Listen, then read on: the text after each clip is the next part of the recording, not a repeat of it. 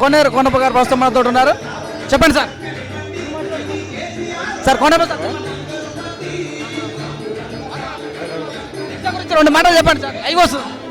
ఈరోజు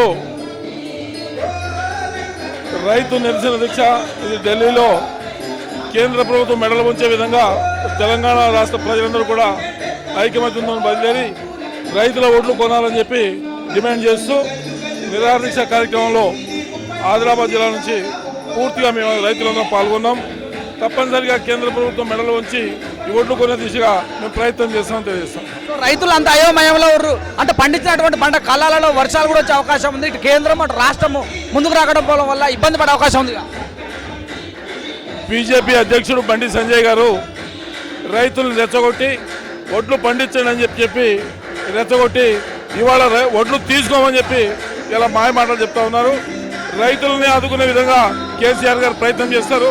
తప్పనిసరిగా రైతులకి అండగా కేసీఆర్ గారు ఉంటారు. తప్పనిసరిగా నిర్ణయం తీసుకుంటాం.